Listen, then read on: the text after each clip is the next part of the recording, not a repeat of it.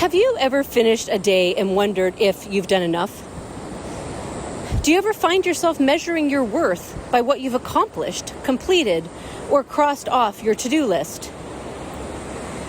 Have you ever set out to do something you knew would support you, but you get distracted by just one more thing? And perhaps most importantly, have you ever stopped to wonder who's answering those questions? Who's deciding whether you've done enough? And what are they basing those decisions upon? In today's episode of Embodied Soul, we're exploring what I've come to call my productivity committee, the collection of inner voices and patterns that have helped me build my life, stay safe, and get things done. But we're also exploring something deeper. How do we know when the measures we've used to define success are still serving us? How do we recognize when we've begun overriding our own needs?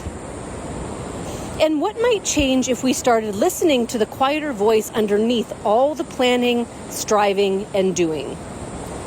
If you'd like to join me in exploring this, pull up a comfy chair, invite in your soul, and be open to receive exactly what you need to live, be, and thrive as the embodied soul you are. As I've shared in other episodes, I've been really conscious lately of my drive for productivity. I've been noticing just how much of my life has been measured through the lens of being productive. Did I do enough today? Did I cross enough things off my list? What did I complete? What did I accomplish? These are all very standard measures. If you've worked in a company, gone through school, or simply grown up in your culture, you've probably inherited some version of these value systems. They're the measures we use to determine whether we've been productive, whether we've been successful, whether we've been enough.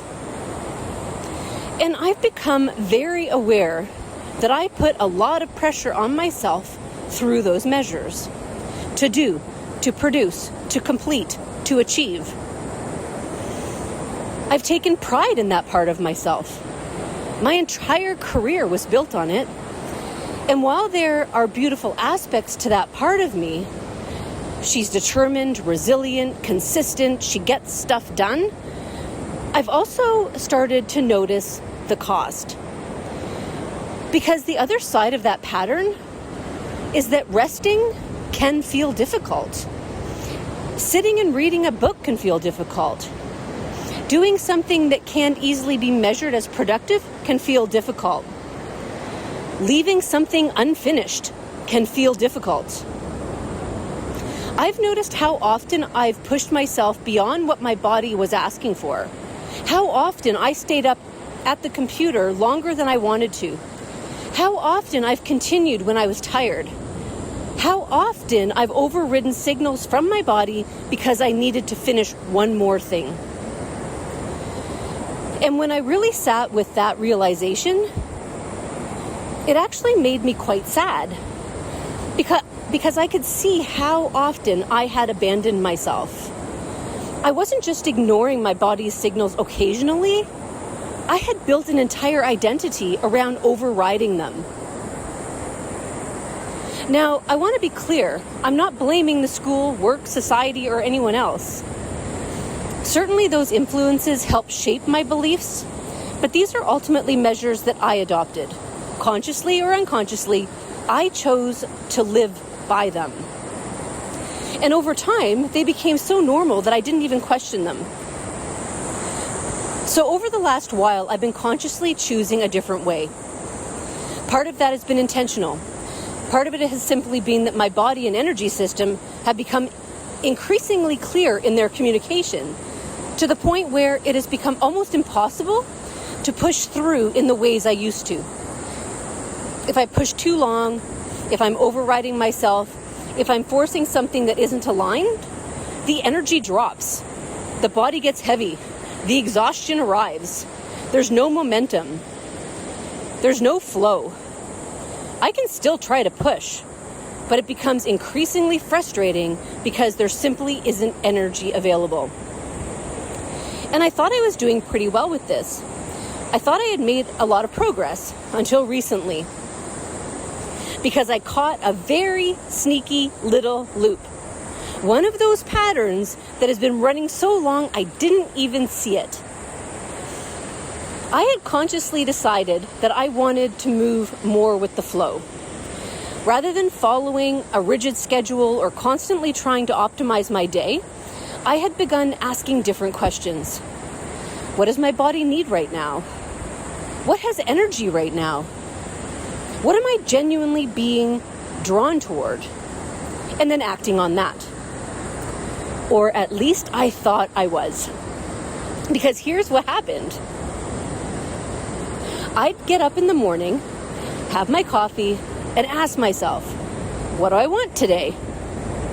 And more often than not, I'd hear, let's go for a walk. Simple, clear, no drama, just go for a walk. And I'd think, that's a great idea. I'd start gathering my things, put on my shoes, get ready to head out the door. But in order to get to my front door, I have to pass my office.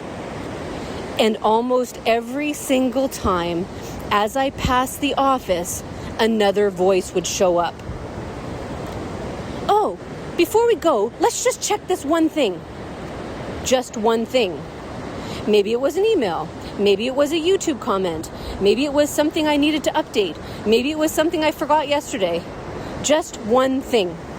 And I'd think, actually, that's a good idea. I did want to do that.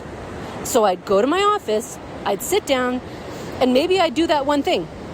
Or maybe I had noticed something else, which would lead to another thing, which would lead to another thing. And before I knew it, the walk was gone. It was too hot, or it was too raining, or I had some other commitment, or the day had simply moved on. And when I finally caught this pattern, it was like a lightning bolt of awareness. Because there was this poor aspect of me still standing at the front door waiting for the walk, still waiting for me to follow through on what I had genuinely wanted.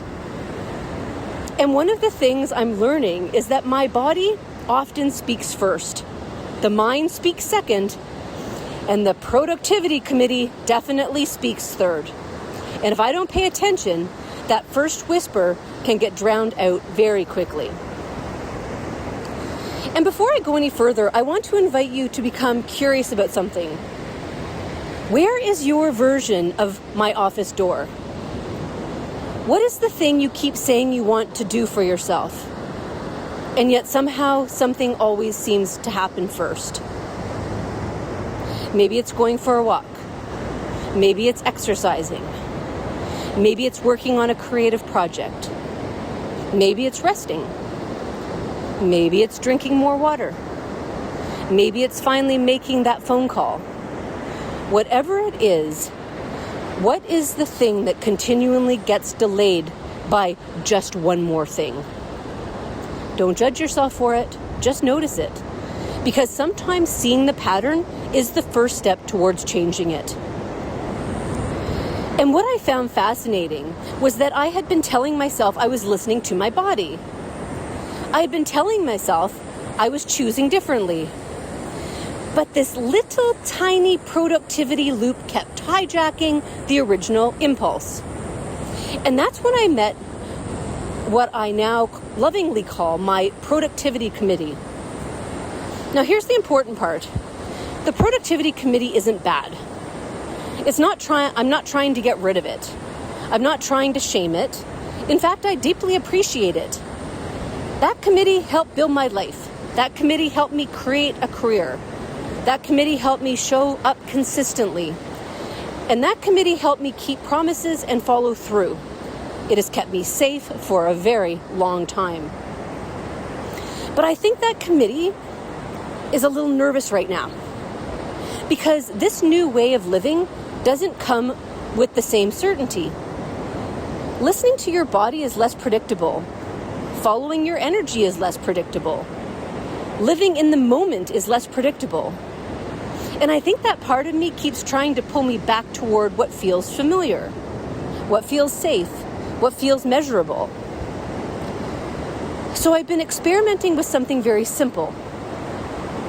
When I ask myself what I genuinely want to do, I try to do that thing first. before I negotiate, before I rationalize, before I let the committee hold a meeting. If the impulse is to go for a walk, I go for a walk. If the impulse is to send an email, I send the email. If the impulse is to rest, I rest.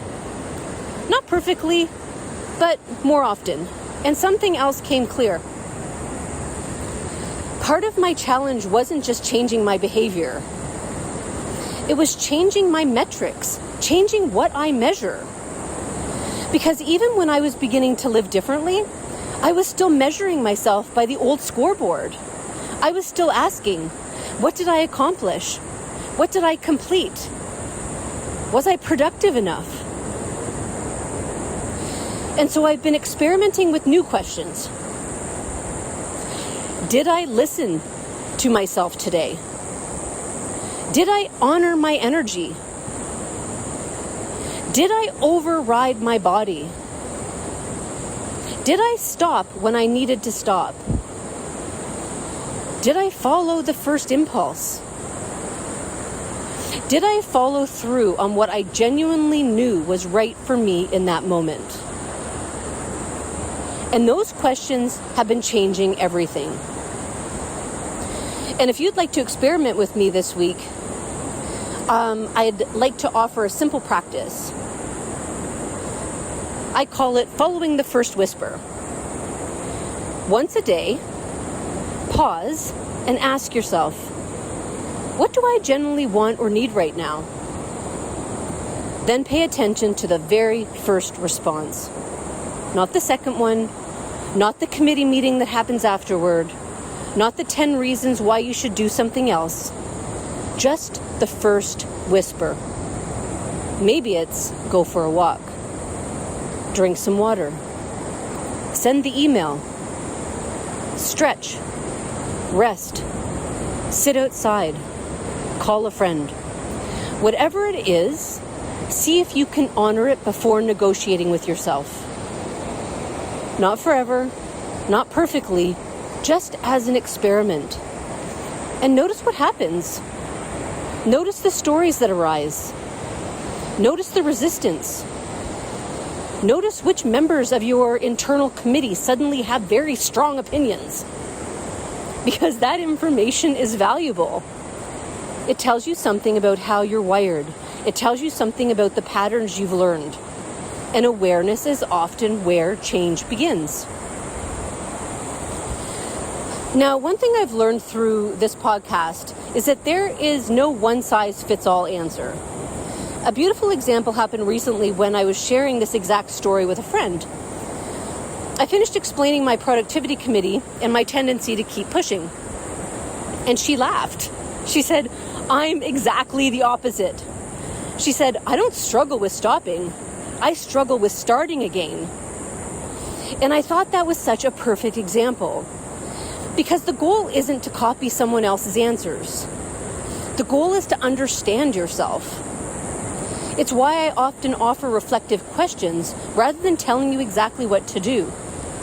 Because your pattern may be completely different from mine. Your growth edge may be completely different from mine. The practice is becoming curious enough to discover what is true for you. To become the scientist in your own life. To ask, why do I do that? Why does that trigger me? Why do I keep repeating this pattern? Why does this situation feel so difficult?